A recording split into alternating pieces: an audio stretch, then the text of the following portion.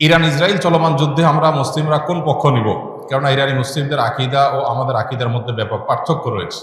দেখুন, একটা কমন নীতি আমাদের প্রত্যেকেরই জানা থাকা দরকার। সেটা হলো, একজন মুসলমান তিনি সবসময় মাজলুমের পক্ষ অবলম্বন করবেন। যখন দুটি বিবাদমান পক্ষের মধ্যে একটা মাজলুম আর একটা জালিম হবে, তখন সেই ঘটনায় মুসলমানরা সবসময় জুলুমের বিরুদ্ধে অবস্থান নেবে। এটা হলো কমন নীতি। এমনকি জুলুমের শিকার মানুষটা যদি অমুসলিমও হয়, তারপরেও তার প্রতি মুসলমানের সিম্প্যাথি থাকবে। মুসলমান কখনো জুলুমের সাথে সঙ্গ দিবে না, যদি জালেম মুসলমানও হয়। অতএব আপনার সাথে কোনো মাজলুমের যদি আকীদাগত মতপার্থক্য থাকেও, সেই মতপার্থক্য আপন জায়গায় থাকবে, সেটাকে আপনি রাখবেন, এবং বিরোধিতার জায়গাটাও আপন জায়গায় থাকবে। কিন্তু এত সত্ত্বেও যদি সে জুলুমের শিকার হয়, তাহলে আপনি জুলুমের বিরুদ্ধে অবস্থান নিবেন। অন্তত সার্বিকভাবে, সামগ্রিকভাবে আপনি সেটার বিরুদ্ধে অবস্থান নিতে না পারলেও মানসিকভাবে হলেও তার বিরুদ্ধে আপনাকে অবস্থান নিতে হবে। এটি হলো মৌলিক নীতিমালা। মুসলমান কখনো জালেমের পক্ষে যেতে পারে না, মাজলুমের পক্ষ মুসলমান সবসময় নিবে। এক্ষেত্রে সূরা রোমের যে ঘটনা, সেটা আমাদের জন্য একটা বিশেষ নির্দেশনা হতে পারে। সূরা রোমের শুরুতেই আল্লাহ তাআলা যে বলেছেন, আলিফ লাম মিম গুলিবাতির রোম, এখানে আমরা দেখেছি যে রোমানদের সাথে, তখন পারস্যের অগ্নিপূজকদের সাথে যে যুদ্ধ হয়েছে, সেই যুদ্ধে মক্কার মুশরিকরা পারস্যদের আর মক্কার মুসলমানেরা সাহাবা একরাম তারা রোমানদের সমর্থন করেছেন। কেন? কারণ রোমানদের সাথে আকীদাগত মতপার্থক্য থাকা সত্ত্বেও তারা আসমানি ধর্মে বিশ্বাসী, মুসলমানরা আসমানি ধর্মে বিশ্বাসী। এই জায়গাতে মিল আছে, এই যে ঐক্যের একটা যোগসূত্র আছে, সেটার ভিত্তিতে তাদের প্রতি সমর্থন ছিল। আর পারস্যের তারা মুশরিক ছিল, ঐক্যের যোগসূত্র ছিল না সে অর্থে, এই জন্য তাদের বিরুদ্ধে ছিল।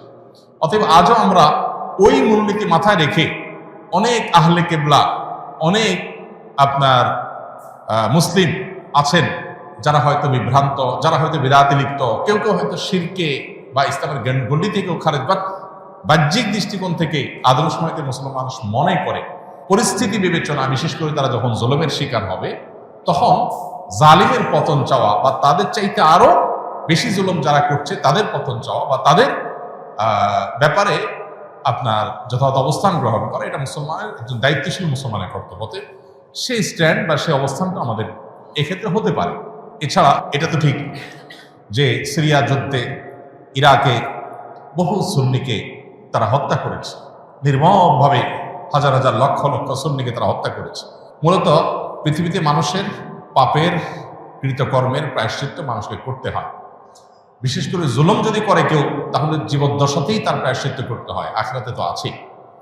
এই জন্য জুলুম থেকে আমরা সবসময় নিজেদেরকে বাঁচিয়ে রাখবো, কোনো যুক্তিতেই আমরা জুলুম করব না। এমনকি যুদ্ধক্ষেত্রেও নবী সাল্লাল্লাহু আলাইহি ওয়াসাল্লাম আমাদেরকে জুলুম করার পারমিশন দেন নাই। অমুসলিমের সাথে আল্লাহ তাআলা জুলুম করার পারমিশন আমাদেরকে দেন নাই। অতএব যেই জুলুম আল্লাহ নিজের জন্য হারাম করেছেন, হাদিসে কুদসিতে আল্লাহ বলেছেন, ইন্নী হারামতু যুলমা আলা নাফসি, হে আমার বান্দারা, তোমরা জেনে রাখো আমি নিজের প্রতি নিজে জুলুমকে হারাম করে রেখেছি। ফালা তাযালাম, অতএব তোমরা একে অন্যের প্রতি জুলুম করিও না। এটা আল্লাহর কথা, হাদিসে কুদসি তিনি বলেছেন। সো জুলুম থেকে আমরা হাজার মাইল দূরে থাকবো, আমার দ্বারা যেন কারোর প্রতি অবিচার না হয়। কারণ জুলুমের পক্ষে যারা থাকবে তাদের পতন অনিবার্য, আজ হোক আর দুদিন পরে হোক। ইসলামিক দলের ওরা কি বাধ্যতামূলক কিনা, নির্দিষ্ট দল না করলে কি মানুষ কাফের হয়ে যাবে? ভাই, এগুলো হলো বিভিন্ন আমাদের ভাই ব্রাদারদের বাড়াবাড়ি। বিভিন্ন ইসলামিক দলের কর্মীরা তারা তাদের মতো করে অনেক কথা বলেন, যেগুলো আসলে না কোরআন হাদিসে আছে, না তাদের দলের নেতারা তাদেরকে ভাই বলেন। এরকম অনেক ভাই ব্রাদার আছেন যারা এই ধরনের কথাবার্তা বলেন। একজন মুসলমান রাজনীতি সচেতন হতে হবে। ইসলাম এবং মুসলমানদের কল্যাণ কোন দিকে, অকল্যাণ কোন দিকে, এইটুকু বোঝার মতো ক্ষমতা একজন মুসলমানের মধ্যে থাকতে হবে। এবং তিনি ইসলাম এবং মুসলিমদের কল্যাণ, নিজের দেশ, মাটি, মানুষের কল্যাণ বিবেচনা করে তাকে সিদ্ধান্ত নিতে হবে। তার কোনো সিদ্ধান্ত, এটা যদি কোনো খারাপ মানুষের বা ইসলাম মুসলমানদের প্রতি বিদ্বেষ পোষণকারী বা ইসলামের ব্যাপারে অমনোযোগী মানুষের এগিয়ে যাওয়ার পথকে উন্মোচন করে, সে আল্লাহর কাছে দায়ী থাকবে। এই জন্য তার রাজনীতির সচেতনতা, তার মতামত এবং ভোট প্রদান, এগুলোর ক্ষেত্রে অবশ্যই দায়িত্বশীলতার পরিচয় একজন মানুষকে দিতে হবে। কিন্তু একই সাথে দাওয়াতি কাজ করার জন্য, ইসলামের মানুষকে আহ্বান করার জন্য অনেক প্ল্যাটফর্ম আছে। ইসলামী দলগুলো সেরকম অনেকগুলো প্ল্যাটফর্ম, অনেকগুলো দল, অনেকগুলো প্ল্যাটফর্ম। কেউ কোনো প্ল্যাটফর্মকে বেশি উপযোগী মনে করে সেই প্ল্যাটফর্মে তিনি কাজ করছেন, সেটা পলিটিক্যাল হতে পারে, নন পলিটিক্যাল হতে পারে। এটা আল্লাহর কাছে নাজাত পাওয়ার জন্য যথেষ্ট।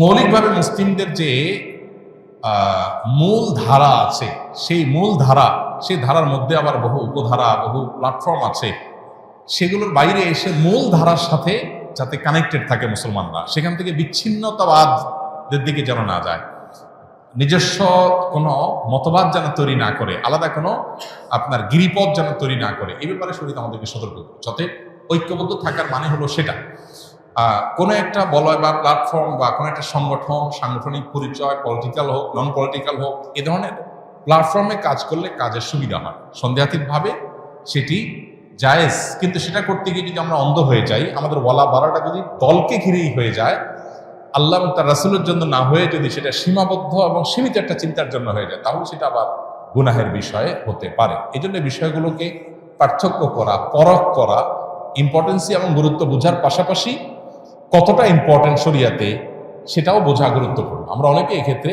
বাড়াবাড়ি করি, আবার অনেকে ছাড়াছাড়ি করি। এই দুইটারই অবসান হওয়া দরকার এবং সঠিকটা আমাদের অন্তত উপলব্ধি করা দরকার। আল্লাহ আমাদেরকে বোঝার তৌফিক দান করুন। ওয়াহাবি ও সুন্নির মধ্যে পার্থক্য কি? এটা তো কমন একটা বিষয় আমাদের দেশে। সৌদি আরবের আব্দুল ওয়াহাব নজদির অনুসারী যারা, বিশেষ করে যারা বেদাত এবং শিরকের ব্যাপারে একটু বেশি কঠোর এবং সচেতন, আমাদের সময় তাদেরকে ওয়াহাবি বলে মানুষ চিনি। যদিও ওয়াহাবি হওয়াটা কারোর কাছে গৌরবের, আবার কেউ এটাকে গালি হিসেবে দেয়। আবার এর বিপরীতে যারা আহলে সুন্নাত জামাতের অনুসারী বলে দাবি করেন নিজেদেরকে, তারা নিজেদেরকে সুন্নি হিসাবে পরিচয় দেন। তাদের ব্যাপারে আবার ওয়াহাবি পরিচয় বা ওয়াহাবি ট্যাগ যাদেরকে দেওয়া হয়, তাদের দৃষ্টিভঙ্গি হলো যে এরা বেদাতের ব্যাপারে অনেক বেশি তারা আপনার শিথিল এবং বেদাতে অনেক বেশি লিপ্ত। এখানে অবশ্য বেদাতের সংজ্ঞা পরিচয় নিয়ে নানাবিধ মতো পার্থক্য আছে। এটা এমন একটা বিষয় যে এগুলো চাইলেই আমরা এই বাউন্ডারিগুলো দূর করে ফেলবো, এই ওয়ালগুলো দূর করে, দূরত্বগুলো দূর করে সব একাকার করে ফেলা সম্ভব না। তবে হ্যাঁ, কোনো মুসলমানের মধ্যেই মৌলিক কিছু বিষয় আছে যেগুলোতে কোনো পার্থক্য বা ভিন্নমত থাকার সুযোগ নেই। এর ভিতরে একটা হলো আমরা কিতাবুল্লাহ এবং সুন্নাত রাসূলুল্লাহর অনুসরণ করব, এর মধ্যেই নাজাত, এটাই হলো সেফ এবং নিরাপদ পথ। অতএব আমরা যত বেশি সুন্নাহর কাছাকাছি থাকবো বা সুন্নাহর উপরে থাকবো, তত বেশি আমরা নিরাপদ থাকবো ইনশাআল্লাহ। কিয়ামতের আগে বহুবিধ দল এবং ফেরকা তৈরি হবে। নবী সাল্লাল্লাহু আলাইহি ওয়াসাল্লাম বলেছেন, কুল্লুহুম ফিন্নার ইল্লা মিল্লাতুন ওয়াহিদা। এর মধ্যে একটা ফেরকা নাজাত প্রাপ্ত হবে। তারা কারা? তারা হলো মা আনা আলাইহি ওয়া আসহাবি। নবী সাল্লাল্লাহু আলাইহি ওয়াসাল্লাম তার সাহাবীরা যে পথে ছিলেন, বাস আমরা নবী সাল্লাল্লাহু আলাইহি ওয়াসাল্লাম এই কাজটা এভাবে করেছেন কিনা, করতে বলেছেন কিনা, সেটাকে আমরা আমাদের অবলম্বন হিসেবে গ্রহণ করলে এটাই হবে আমাদের জন্য নিরাপদ। ট্যাগ, নাম যাই দেয়া হোক না কেন, অতএব সেটা হলো আমাদের কাছে মুখ্য এবং মূল বিষয়।